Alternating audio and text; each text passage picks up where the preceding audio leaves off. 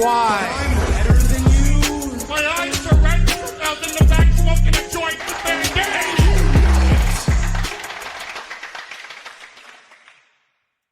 It has been a long year. A long year. Ladies and gentlemen, boys and girls, children of all ages, I'm your boy, Stevie Jobber. I'm your boy, Dangerous Duke. And welcome back to the Dangerous Jobbers podcast, putting wrestling over one podcast at a time. Bada boom. Realest guys in the room. And you can't teach that. It's finally time for the DJP Awards, our second annual DJP Awards. I think we've gotten a little better at the categories now. Yeah. We're a little more structured, there's a little more financing, but not really. I feel like we really did some extra work on it this time. Without further ado, we got about, I want to say, About eight categories. Yeah. It's pretty tight. We're basically gonna announce the category, announce the winner, talk about some of the nominees real quick, and then push to the next one. You don't want to hear that music start playing on you. So you've met the host, you get the concept. Let's move on to the first award. Duke, I've done the intro. I'm going to toss it to you as my co-host. Please announce the first award of the night. Okay, so the first award we are going to announce is for the debut of the year. And there was plenty of people that had some debuts this year that were very, very good. Some debuts were not so good. But we're not going to talk about the ones that weren't good. We're just going to talk about the debuts that actually felt like they mattered, that felt like they meant something, that, for lack of a better sentence, it made the people happy. It gave the people what they wanted. And for us, we decided as a collective unit that there was no better debut than this debut that transpired in NXT. And you know what? Because you believe in them, and I believe in them, but you believe in them a little bit more, Stevie. Why don't you announce the winner of the debut of the year? It's disappointing because I'm going to say his name and he won't appear. Ladies and gentlemen, the winner of the DJP Best Debut Award is Joe Hendry. Thank you. I wanted to do the clap as well. Joe Hendry, even on social media, broke records. This was one of their highest viewed clips. Was Joe Hendry debuting in NXT. And NXT really has had a crazy year, starting with Joe Hendry and kind of leading into the whole TNA multiverse kind of thing. But Hendry, he took over the internet. The song reached the top of the charts. I think who did it beat? It beat Adele, or who did it beat? He beat Adele, and I think he was trying to beat Taylor Swift. And he was trying to beat Taylor Swift. This, of course, was overseas, but it shot up the charts here as well, and just kind of took the wrestling world by storm. And in some weird sort of way, it culminated in NXT with him arriving there and not necessarily winning anything, but just, I don't know, just gathering the people's presence on a live platform that I think, honestly, the biggest touch was that he was on television on a channel that you could actually go see. Yeah. I was going to say. I think that's really what did it. I think he was an internet sensation because a lot of TNA you get on the internet unless you're paying for the subscription like I am. Thank you, TNA.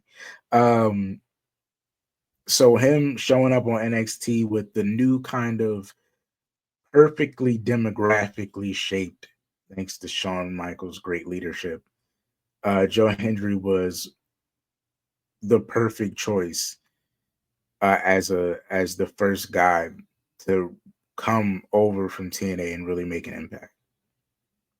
Yeah, Um, Joe. I was yeah. gonna say, and not only that, everything else that it kind of even elevated him a little bit in Impact too, even after the fact, because he got the fight for the world title over there after fighting for the NXT title. It elevated him, and then it also elevated the brand too in a way overseas. So it was beneficial for both sides, and it got America more in tune with who Joe Hendry actually is. A lot more exposure for Joe Hendry. Did you have a nominee? Was it close for you with anybody else?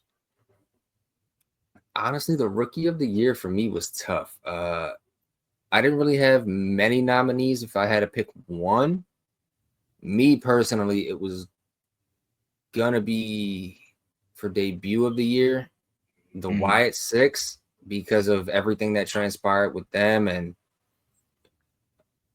yeah, the Wyatt Six was definitely probably they were very, very close, but they also fizzled out and fizzled back and then fizzled out. So it was tough. But the Joe Hendry thing actually benefited more than the actual debut. It actually made it actually made more beneficial stuff for him afterwards. So but the It Wyatt did Six kind of was a take killer. the Y6 a minute to pick up steam. I think that's why Joe Hendry edged this one out. It's just the momentum it created from the moment it happened and carried on throughout the couple months that he was there. Just huge. I think Osprey was in there for best debut as well, but it just even though it didn't fall off necessarily, this story wasn't super solid.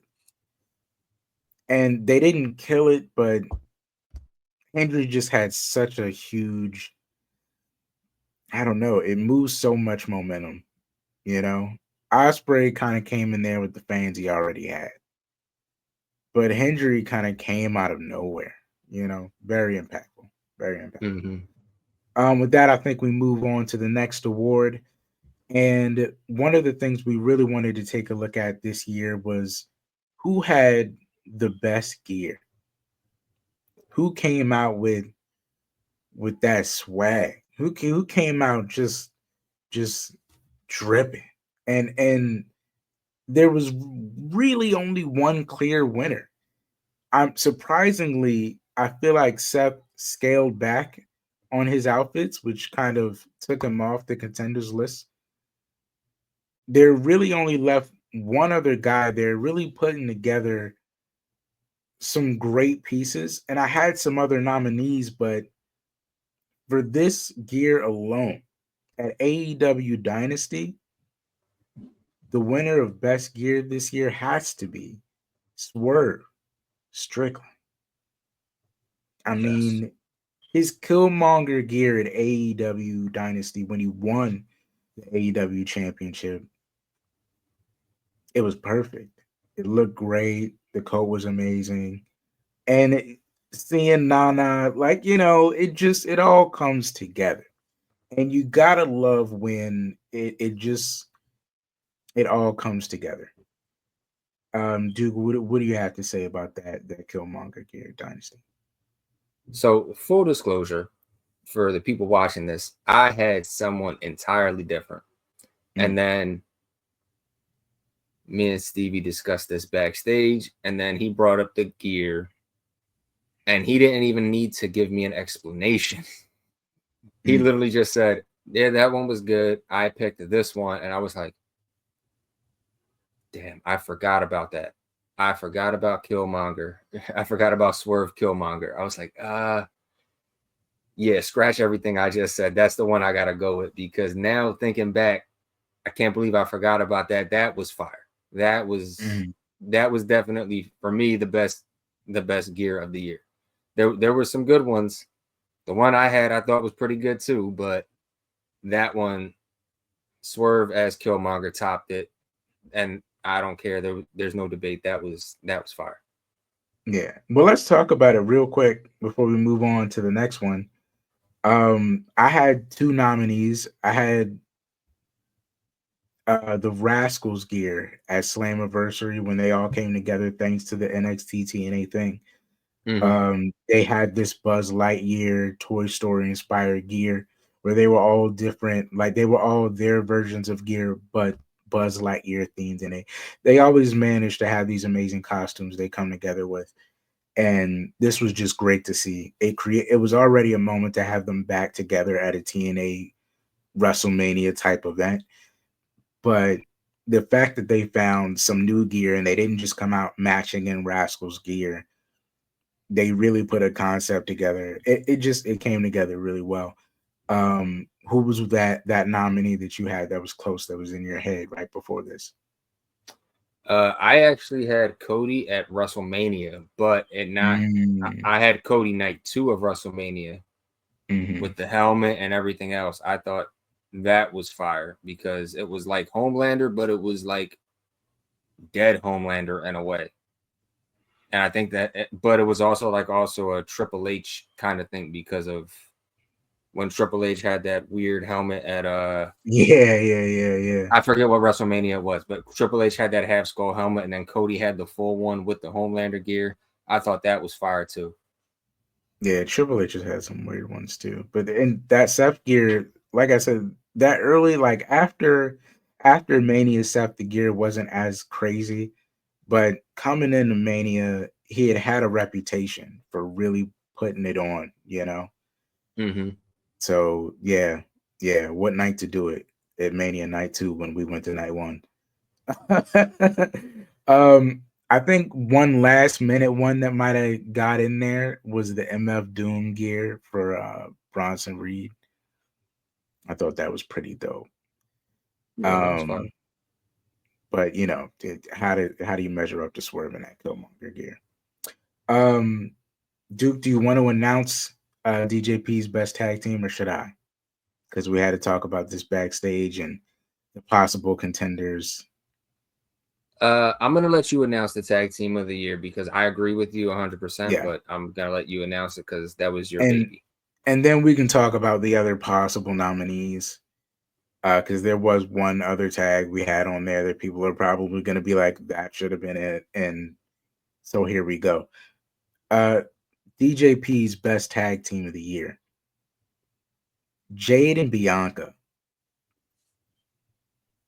Now you might be like, oh, I thought you were gonna pick, one of the guys' tag teams, or the women's tag team champions are never that good. Blah blah blah blah blah blah. They've held those tag titles combined over just this year alone, which is Jade's rookie year, I believe. Mm-hmm. That would have been another contender, but you know, if so facto, the winners are in. Um, Jade, who arguably had another great rookie year, held those tag titles with Bianca and continued to be at the same level as Bianca for over 120 days combined. Still now, as we're counting. So to me, with the matches that they've had, with the way they've elevated their division, with the way they brought importance to those titles, the way they brought a certain reputation. We talk about the branding, we talk about, the quality of matches, putting other people over when they won, or when they lost the titles initially to Alba Fire and Isla Dawn, winning them back later, going on another crazy run. They really put it together.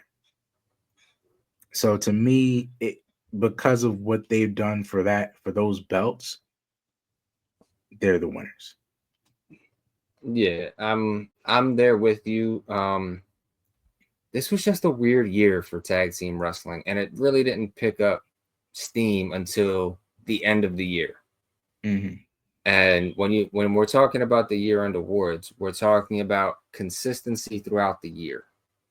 And when you think of the tag teams and wrestling as it goes, as crazy as it sounds, they have been a very consistent tag team, regardless of what the internet rumors might say about them backstage and what other. They have been a very consistent tag team on TV. So, Hmm. with that being said, I feel like they were the only clear-cut winner. Now, easy arguments. You could say Judgment Day. I say they haven't made the tag titles important. You win the tag, the best tag team for what you do for the titles, not just how long you've had them. Mm-hmm. And no discredit to the Judgment Day, but it's not there for me. You want to talk about the Bucks? Because they Yeah, and held it like 190-day, I believe their reign was. yeah, and again, it's the Young Bucks consistency, sure, because they're brothers and they're gonna be a consistent unit because they're related, but they're also EVPs, they're also booking, they're also doing everything else. So they're gonna book themselves to make themselves look good. Now, Mhm. granted, they look good, sure, they have, but they're also the Bucks. Every time they go in the ring, you're gonna get the same thing every single time. When Jade and Bianca go in the ring, you never know what you're going to get all the time. It might be a Mhm. one thing, it might be a back and forth thing. You never know what you're going to get with them, but at the end of the day, it always turns out to be somewhat good. So I think Jade and Bianca are the better choice for tag team of the year, especially considering everything that's been supposedly going on with them. Yeah, and I'll argue you this for anyone that is like, oh, well, no, I still believe in the Bucks. I hear you, but the Bucks didn't feel like they elevated anybody until they gave those belts to Private Party. Like no one else in that tag division really became anything as a result of going up against them. I feel like anybody Jade went up against, you talk about the metaphor girls even. Um when they go in there and where they're going up against Jade and Bianca because they have so many more eyes on them, it elevates whoever's going against them. And it helps that we've refined the division to a point where every match you're going to get is usually going to be pretty good. So it does wonders for the people they're up against. It isn't usually like that with the Bucks because all the tag teams are sort of legit, and the Bucks are going to get in there and do what the Bucks do. A lot of tag teams don't look as believable. They kind of reverse in a reverse effect nerf the division. Pretty Um, much. which is why it's great that it's now on Private Party. Anyway, um, with that being said, Duke, I'll leave it to you for best crowd of the year, which was a unanimous winner. Yeah, there was really no debating on this one. This one was actually relatively easy. Not to say that there were some terrible crowds in wrestling, but there was just one crowd that was clear cut above and beyond every Mhm. single crowd. And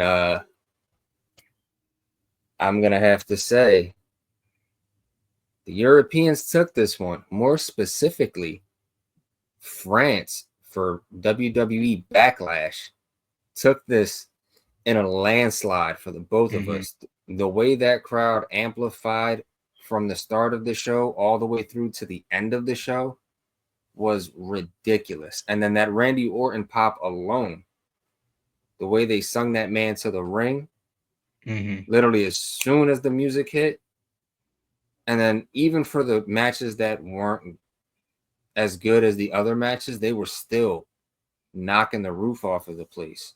France, for me, there was no other winner. So the people of France, y'all have my love. We need more live events in your country. France, best crowd. I'll keep mine short and sweet because I feel like I talked a lot on the last one. Basically, France's crowd at Backlash showed you how to be a live crowd. Like, this is how it's freaking done. Mm-hmm. It felt like we hadn't had one of those really crazy crowds in a while. And France was like, hold my beer. I'm going to make sure these mother effers come back. Arguably since Puerto Rico. Arguably, since Puerto Rico did put up a great fight. I think they would have won last year if we had it for crowd of the year. but definitely France did what Puerto Rico did on like on like a turbo. I Mm-hmm. just the moment that comes to mind for me, and then I'll get off this because I said I wouldn't talk a lot. Is just I thought of, oh, it's got to be France, and even Mrs. Jobber said it's got to be France when the topic was brought up. And then I think immediately after that, man, they sung that phenomenal song to AJ.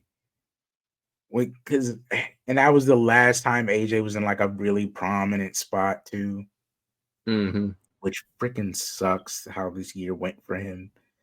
But to be able to have those flowers in France, to hear that song, like to know you're highly favored in this match that they're probably counting you out in, that you're basically doing what AJ Styles does, which is elevating whoever you're up against to the highest level and probably not walking away with the gold this time. To be given those flowers, gotta be France. Gotta be France. Phenomenal. Phenomenal.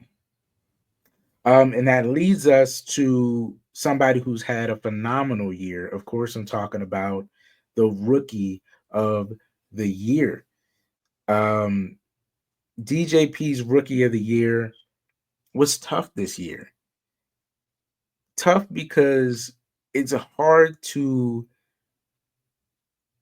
find the true rookies. Like there's so many veterans. Mm-hmm. Everyone who's new, who's hot, has been doing this forever. And I'm sure that'll lead to a discussion at another time. But it was hard to find the real rookies and why you would call them rookies.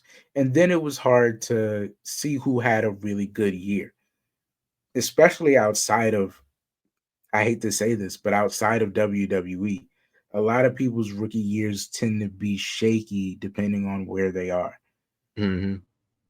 With that being said, DJP's rookie of the year is Jada Parker. Right? I should include the claps. What am I doing?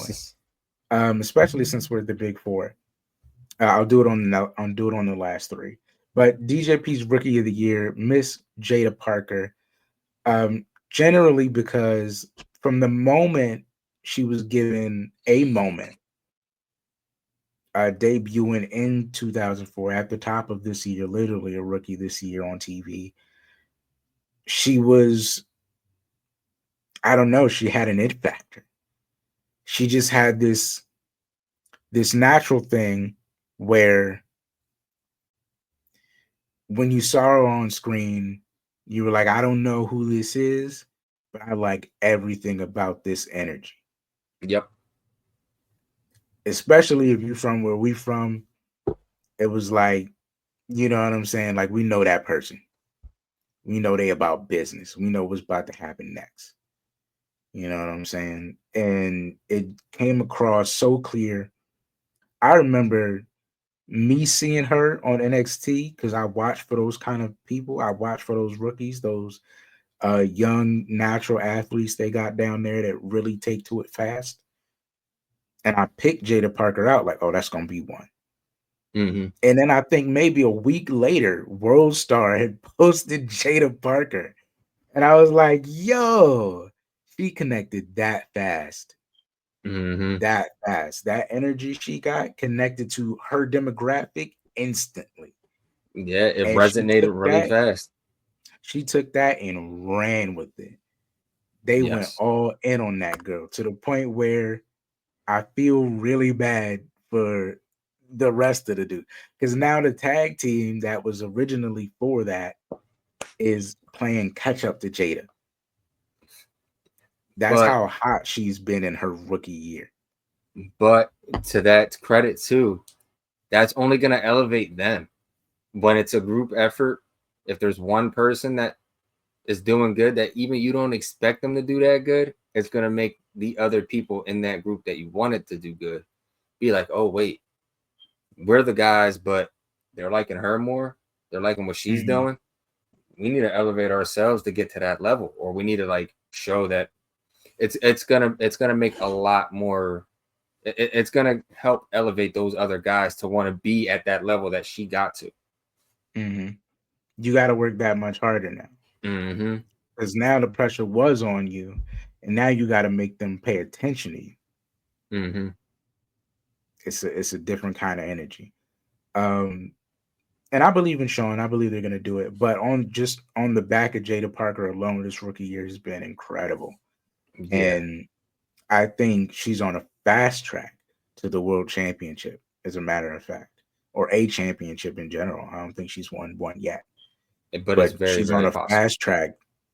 she's on a fast track in her demographic, clearly across television, clearly in the locker room, clearly in booking, clearly in story. She's ace in everything she does.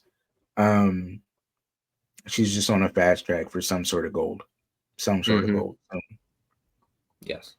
Some of the nominees, real quick. I had Javon Evans, great year, went in the ring with Randy Orton, great nod from the vets.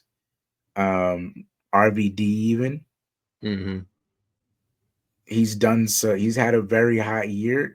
I don't think he's touched gold quite yet either, but he's been rubbing shoulders with Trick Williams. He's been, in segments with Cardi Red when they got Cardi Red there. He's been in the mix the entire time. Yes. I was gonna say, and for me, I had Fatu, but what kind of pulled me away from Fatu was he's a rookie for WWE, but he's not necessarily a rookie for wrestling. And had Fatu won some type of gold and not just been handed the tag title when Tongaloa got hurt, had he actually won that on his own, then maybe that would have made me fight for him a little bit more. But again, he's not necessarily a rookie. He's been doing this for a while. But when you think of Jada Parker, you think rookie, you think she's literally brand new at this. This is her first crack. She did phenomenally well. So Jada Parker, easy choice. And then, sort of another reason one of the nominees didn't get it, Tiffany Stratton, because she was women's NXT champion, so she's not technically a rookie, but this was her rookie year on main roster. And phenomenal year, won the women's Money in the Bank, is in all of the main women's segments with Nia Jax, but at the same time, and I'm sure she's slated to maybe cash in on whoever the mid card champion becomes, but Jada is truly in her rookie year, and it's caught fire faster. Not that Tiffany Stratton hasn't had an amazing fan base, but Jada's like we said, Jada connects so quickly, so genuine, and she hasn't lost a step yet. She hasn't had a bad match, which is incredible. Yeah. And then we move on to the big three. Had to break the bow tie off for this one. This is where we get down to the nitty gritty.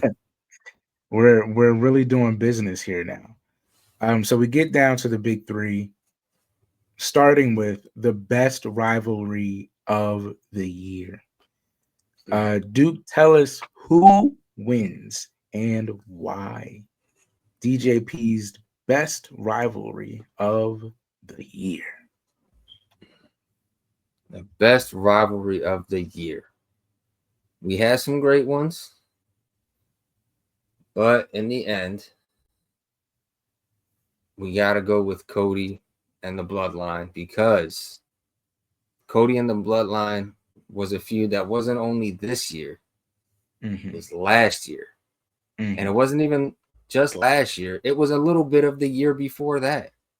This was a story that culminated this year, and it fully isn't even culminated. There's still a little bit of bad blood there because it's leaked into other storylines. It's kind of like the Marvel timeline right now, and now it's branching out, but it stems from this one thing. It stems from this one single solitary moment, and that moment is the Cody and Roman Bloodline feud. So branched out into a bunch of other things, but the one culmination or the one reason is because of the Bloodline and Cody feud. So Cody and the Bloodline get the feud of the year, in my opinion. Let him come back in. Bring it on. All right. I agree with you. It's so cinema, I believe is the word that's been referred to right along with the Bloodline story.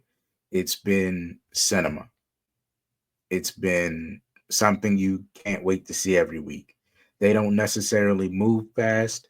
They take their time, but everything you see on screen at that moment is relevant. Everything you see on screen that moment is important. It plays a bigger part. Everything is an Easter egg. Everything is another dynamic change. It's one of wrestling's, if not the best wrestling story ever told, arguably, which is for another pod. But yeah, for what it's done for Cody, for what it's done for the Bloodline, for everyone involved in the story, even tremendous, tremendous. Yes. I don't even think Punk and Drew was a nominee, but on the cinema they created from Mania to the Hell in a Cell isn't as impactful. We talked about that. Isn't as impactful as what the Bloodline and Cody story has done. And with that, I believe nothing else to be said. We move on to the DJP match of the year. Oh, We're here. we're getting down. We're at the big talk. What is DJP's match of the year? What match have we gone back to and said, this one was so big, it's undeniable? This is the one. If you didn't see any other match this year, go see this one. I feel like for the both of us, there was potentially 3 choices. And then when we looked at our 3 choices, we realized there's one guy in 2 of these choices. There's one guy in 2 of these 3 choices. So then we cut one off and then we narrowed it down and then we just looked at it and we were like, this one was great, but this one was special.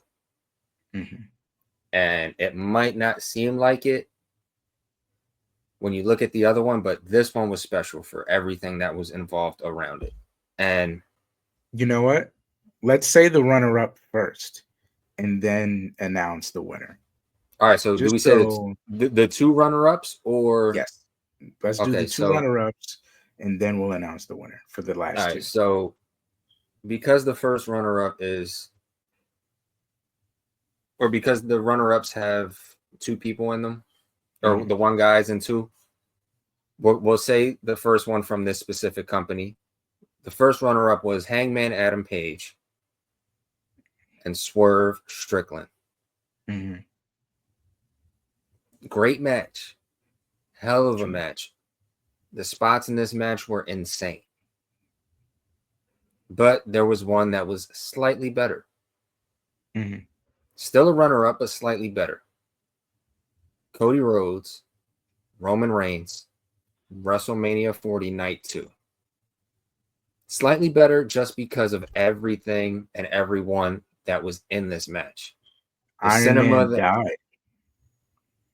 Man died. The cinema that was involved, the Bloodline, everything else, John Cena, the Usos, the Undertaker of all people.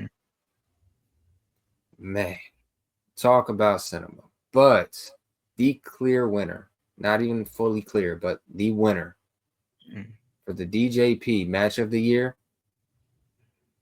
Swerve Strickland versus Bryan Danielson. Career versus title.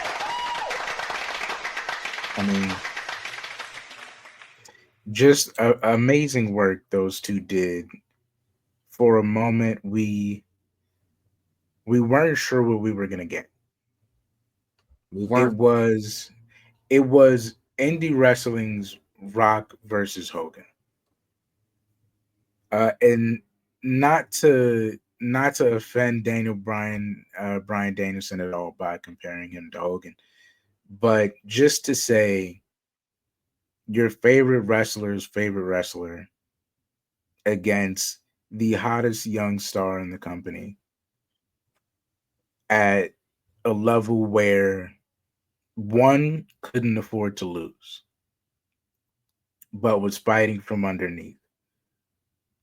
And you weren't sure. And Danielson had always been so nonchalant about his retirement. And you were never sure if this was it or if it wasn't. And he always played it cool. He's terrible that way. Um, and he had said before the match, if I lose, I'm done. And Danielson will put anybody over he feels like deserves it. And Swerve had all the momentum in the world. The things he had done for that championship, for himself as a brand, for anyone around him. This was a must win for both. And you just knew it was going to be a classic.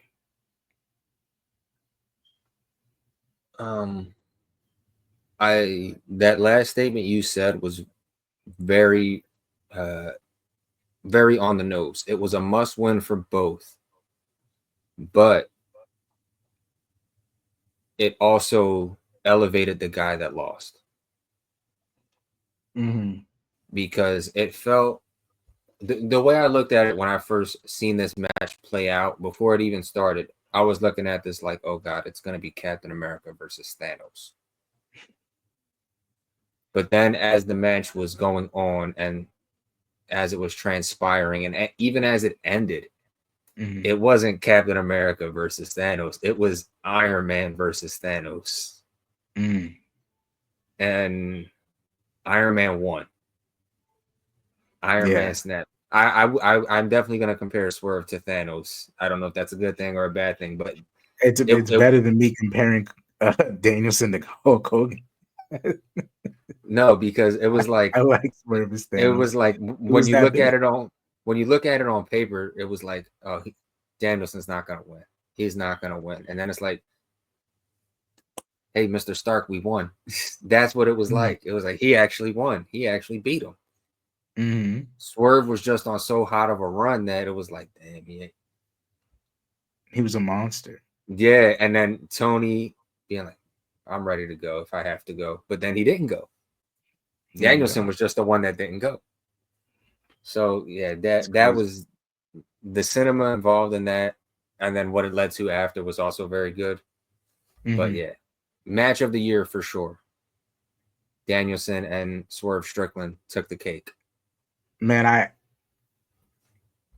almost have butterflies, man. I have this, this thing in my chest where at the end we've reached DJP's Wrestler of the Year. And it is the exact things that we've repeatedly talked about in this person that lead us to this award. And a unanimous decision. I'll list the nominees and then we'll get right to number one. Now, mind you, before we list the nominees, this is not a person we probably would have picked 2 years ago. No. Maybe not even last year. Yeah. But go ahead, get to the nominees. It's crazy. DJP's Wrestler of the Year nominees coming in third.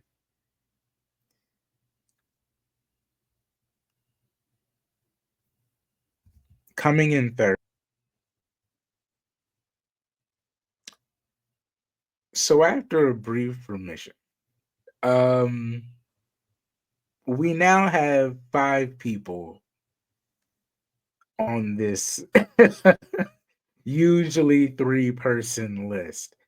So I'm gonna go from 5 to 1, announce the winner, And now that we've done all the busting out of why, we can make the talk a little shorter. Coming in at number 5, Will Ospreay.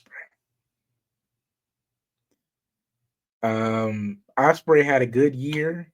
It wasn't tremendous. We were trying to base it off of genuine momentum, genuine connection, genuine impact over the consistency of the year. And Osprey just landed where he landed. And I'll keep it at that. Mm-hmm. Coming in at number 4, somebody that is probably only here because of where things shook out on paper.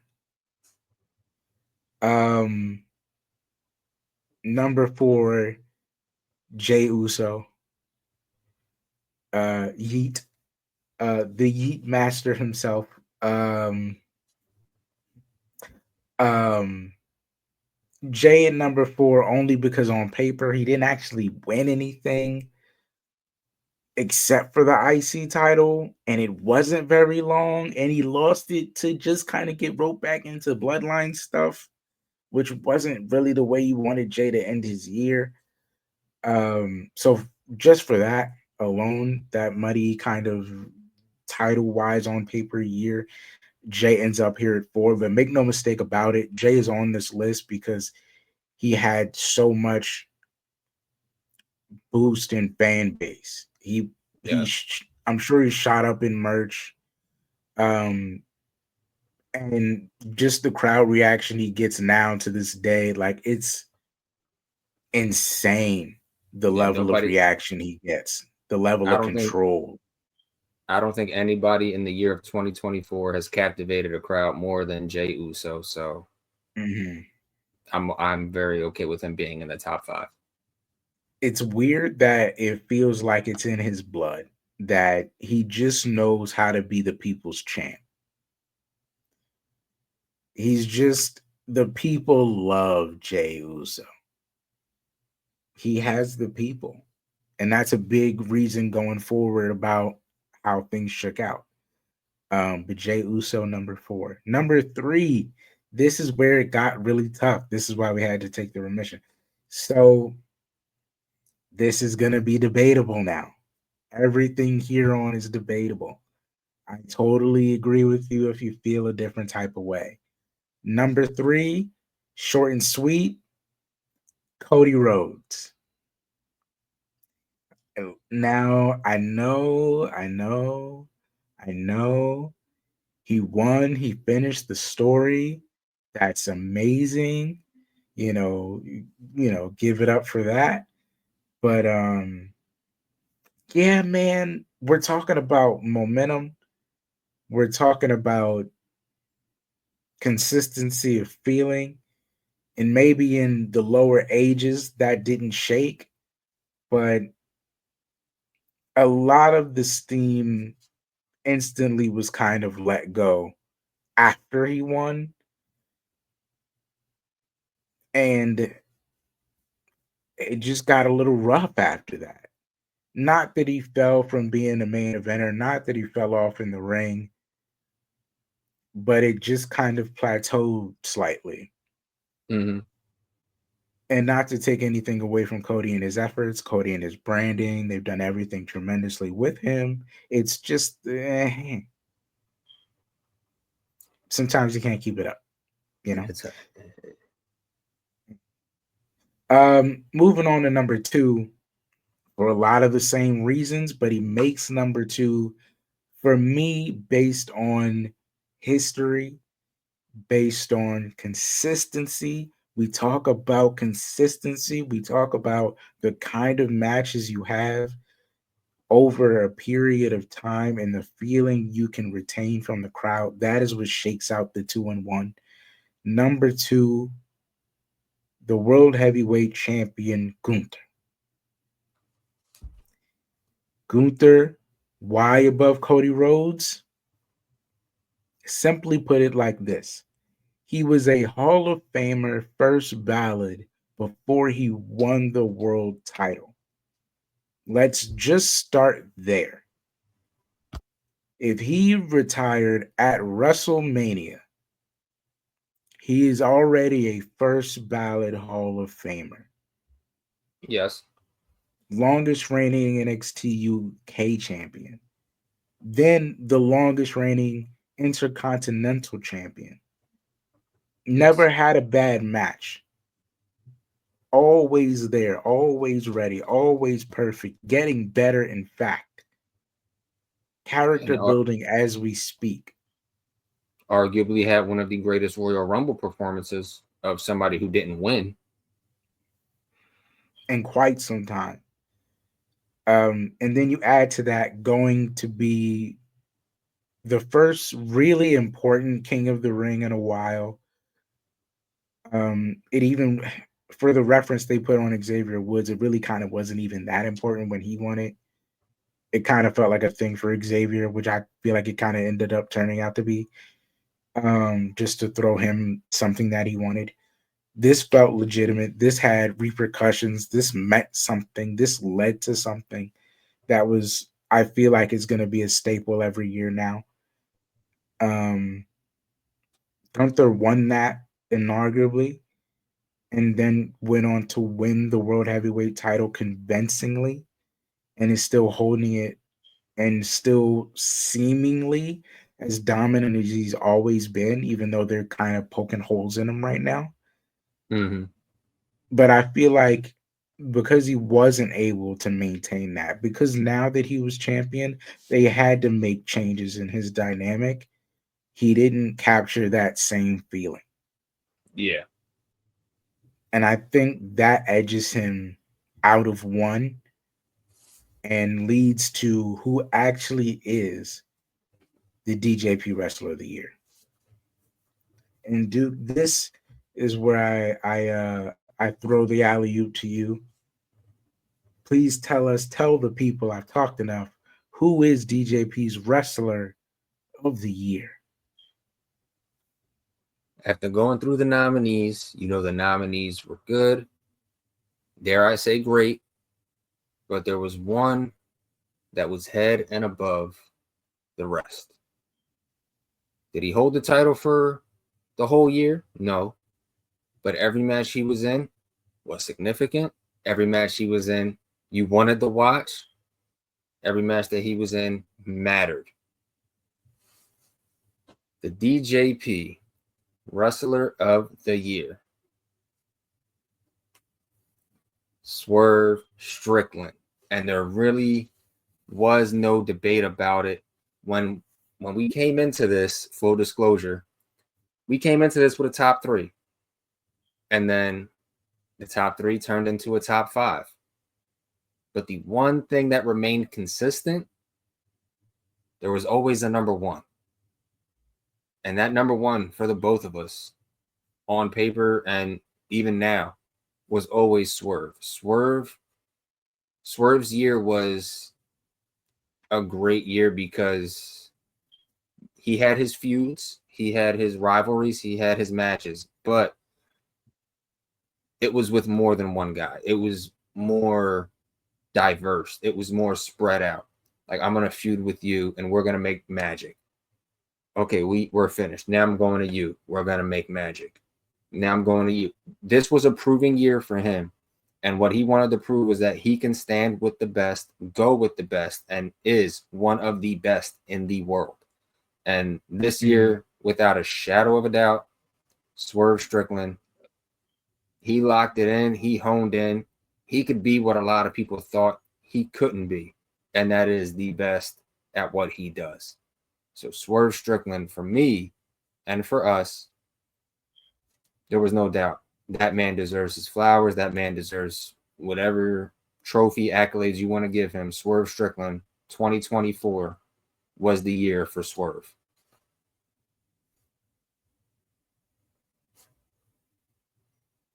This was the year to do that Swerve. Sorry about that. I think you put it perfectly. I don't even there's really not even anything to add to that. He remained diverse. He remained consistent. He remained somebody that you wanted to tune in to watch, somebody you wanted to pay attention to. He kept the same energy all year consistently, whether he had the title, whether he didn't have the title. You knew he was the guy to tune in to watch. You knew he was the face of that show, essentially. Yes. He was AEW. And he had continued to prove that with every person that he moved on to, every story he had, every story he went back to, never failed. All right, that just about does it. Thank you guys for tuning in to the show. If you guys have any debates, if you guys have any categories you want to add, if you have any arguments you want to make, feel free to leave them in the comments. Feel free to like and subscribe if you made it this far. Thank you for watching. Thank you for, investing this time, this hour that we don't usually do anymore, but it's pretty good because we're doing an award show. God damn it. Yeah, It's this always was special great. when you do an award show. Always special, and we always go over time. That's like an award show thing. I broke out the bow tie for this, damn it. We both did. We both broke out the bow ties. Should we? I won't put it all the way. I never had it all the way on in the first place, but I'll feature the bow tie on the outro. Ladies and gentlemen, thank you for joining us. This has been the DJP Awards. I have been Stevie Jobber. I've been your boy, Dangerous Duke. And thank you. And have a good rest of the year. Yes, sir. Stay blessed. And Duke, stay dangerous. People have been asking me to be the best in the world. Why, Eddie? Why? I'm better than you. Why I'm if you stuck around, we were gonna put Mox on the list. I just want you to know, if you somehow skip to the end, we were gonna put Mox on the list. That's just for if you happen to still be here. Oh, we were so close. Sorry, Mox. I'm sorry, Mox. I'm sorry.